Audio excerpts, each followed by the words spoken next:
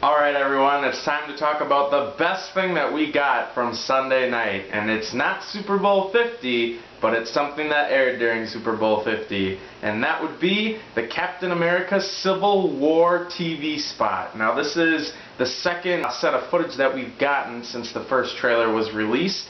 And oh my gosh, this trailer! Oh man, did it get me so excited. Did it get me pumped. I almost even missed the trailer when it first aired on TV. I turned on the TV, it was before the game, it was like maybe 5:15. The game was supposed to start at 5:30. And I just turned on the TV and I wasn't even sitting down, and all of a sudden, boom, there it is, staring me right in the face, and I was like, whoa, what? What? What? Oh my gosh, I lost my mind. I almost did a reaction video, and I kind of regret not doing one, but that's what this is for. That is what this video is for. It's time to break it down. So I'm going to go through this shot for shot, looking at the best shots from the trailer, and I'm going to break them down. I'm going to tell you what I think. I'm going to give you my perspective on it. Now, a lot of this is probably going to be speculation, but with my comic knowledge background, I'm going to try my best to tell you guys what I think. So if this at all feels a bit spoilerish for you, if you want to go into this movie fresh without any clue in the world, with a fresh mind, no predetermined thoughts about it, this is your cue to leave this video now. So with that, let's go into our first shot, which is right here. Now the TV spot opens with literally doors opening, and then we get a shot of Cap. And he's looking a bit concerned, a bit confused. And then that's when we get this shot right here, which looks like Bucky captured once again. Now I say once again because we've already seen him trapped once. And that would be in the post-credit scenes of Ant-Man, and also in the first trailer. He's caught in like that vice grip thing. His metal arm is caught in that vice grip. And that's the first shot we get of that trailer. Now this one, it looks like he's trapped, he's unconscious again. This also makes me think of the last movie, where Bucky went through all the brainwashing, and I think that could possibly be what's happening here. Now, there's a couple more shots that we're going to go through very shortly that kind of back up my notion behind this, and I'll go into more of that coming up. Right here, this is the next shot worth talking about. So after that, we get a couple more action scenes, mostly of Captain America. It looks like he's fighting off a couple police officers, trying to help Bucky out. And then this is our first shot that we get of Tony Stark. Now in these quick flashes of shots, we get Bucky. He's walking up the stairs, he's in civilian clothing, but he looks pissed. And then we get Tony Stark, and he's got this watch on, and he clicks a button on it, and that's when it starts to turn into an Iron Man glove. The next thing you know, you got Bucky right in Tony Stark's face with a gun. And you're thinking, he's not going to shoot, is he? And sure enough, he does. And this is the part of the TV spot where I lost my mind. I was like, whoa! Like, holy shit! And that is exactly what Tony Stark is thinking right in this moment. He's got the Iron Man glove on. It looks like he was about to suit up, and he manages to catch. It's hard to tell if he catches just the gun or if he catches the bullet, but you definitely hear the gun go off, and it definitely looks like something flies past his head, and he's shocked. He can't believe it either. And I mean, this shot right here, this sets the tone for the movie, because going into these movies you think, oh, these are the heroes that we've been following along for so long. Nobody's really died. Spoilers if you haven't seen Age of Ultron, but Quicksilver is the only Avenger, the only Marvel hero to really die in any of these movies. And so one could go into this movie expecting it to just be a skirmish. They're just gonna throw a few punches at each other and that's gonna be it. Well, I hate to say it, but I think we're gonna be seeing some casualties in this movie, and some of your favorites might not make it through Civil War.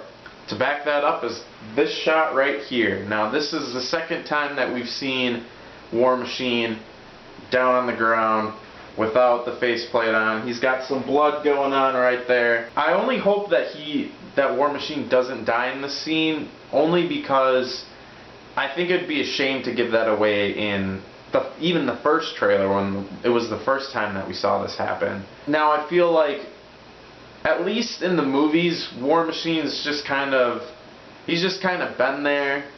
He's been there to help out Tony Stark occasionally, but he's more or less, he's definitely a supporting character, and I wouldn't be surprised if Marvel ended up taking War Machine from us. His roles in Iron Man 2 and 3, they were about the same. I mean, he probably had like maybe 10-15 minutes worth of screen time. He was in like the last 5 minutes of Age of Ultron. He hasn't had enough character development and screen time for the audience to really care too much if he dies, but they've developed his character enough to show how important Jim Rhodes is to Tony Stark, and that just ups the ante even more for this movie, especially if he's a casualty. That makes it that much more personal for Tony Stark to go after Steve Rogers, to go after Bucky. Now I say Bucky because from what I've seen in this trailer, I feel like he could still be fighting off that brainwashing a little bit. And that's where Steve Rogers comes in, trying to help him be the man that he used to be.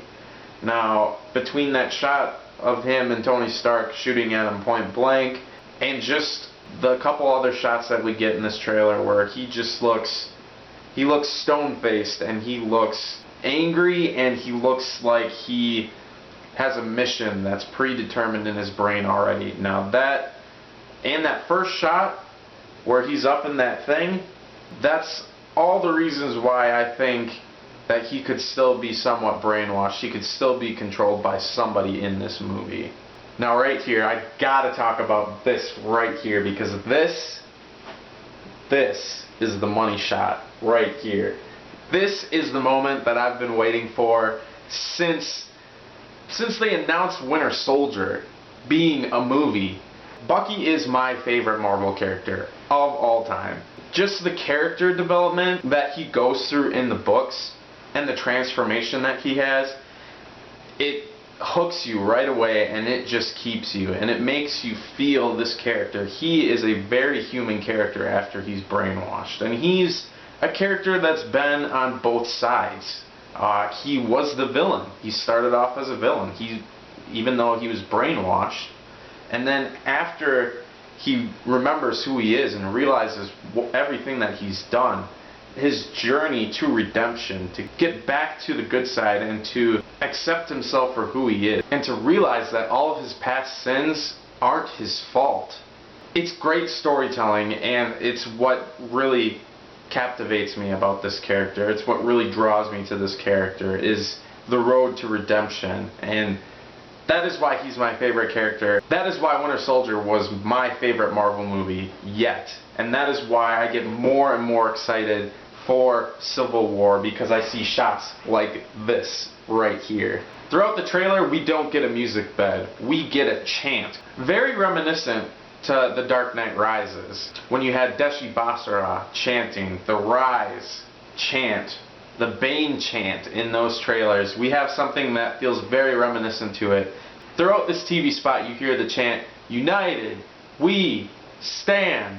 That lasts through about the first 15 seconds of this trailer, and the last 15 seconds of this trailer, when you get more and more of those action shots, when you see more and more of the stakes that are going to be made in this movie, when you just see more and more conflict, you get the chanting of "Divided, we fall." And I feel like that's going to be the message of this story. That's going to be the outcome, is that I feel like this movie is going to end where you don't have teams anymore. Everyone is going to go off their own separate way. And that could be really interesting, especially when we get into Infinity Wars coming up in a couple of years.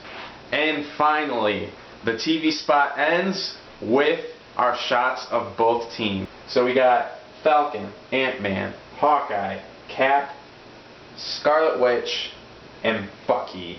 And you're probably thinking, this is 3/4 of the Avengers team. Who's all going to be on Team Iron Man? Right here, we have Team Iron Man. We have Black Panther, we have Vision, we have Tony Stark, we have Black Widow, and we have War Machine. Now, Team Cap has the numbers, Team Iron Man has the power. Not only do you have 2 people in the mech suits, you have the Vision right here, who can stand toe-to-toe with Thor, who is worthy to wield his hammer. This is a team that you got all the firepower in. And when this final battle goes down, you're definitely going to see 2 or 3 people from Cap's team just taking on one person alone. And we still don't know what team Spider-Man's going to be on. If he's even going to be on a team. Who knows? He might just show up for a post-credit scene, and that's our take of Spider-Man. But it has been confirmed he's going to be in this movie. So I'm glad that they're keeping that off. I'm glad that they're putting off showing him. I feel like it's going to be the most impactful if they just hold off showing Spider-Man until the actual movie itself. Which brings me into my final point. The marketing for this movie has been perfect. Marvel, please, please keep this up. Don't do an Iron Man 3 and an Amazing Spider-Man 2 where you're going to show us the whole movie within the trailers. Stop. You got us on board with the first trailer. This 30-second spot didn't tell us any more of the story. It just showed us small chunks, small shots to get us more pumped and more excited for this movie. And that's what a trailer should be. A trailer shouldn't give away the whole movie. A trailer shouldn't give away every plot detail of the movie. A trailer should tease, and a trailer should get you pumped and excited and wanting to get in that theater to see it for yourself. And that is what Captain America Civil War trailers, that is what their marketing campaign has been doing so far, and it has been perfect. So please, Marvel, please, I beg of you, don't show us anymore. Or if you do, keep it limited. Keep it just like you've been doing. Show us shots to get us excited, and that's it. Oh, this gets me so pumped. I cannot wait for this movie. This movie hits theaters on May 6th this year. And that is where I'm going to leave this. So, we have a couple months to wait before this movie comes out. But once it does, you can guarantee that I will be back with a review for you. Thanks for watching, and I hope you enjoyed. And if you did, please subscribe to my channel. I will be talking about more movies, TV shows, music, comics, and more. I got more stuff for you. I'm the main stuff, and I'll see you next time.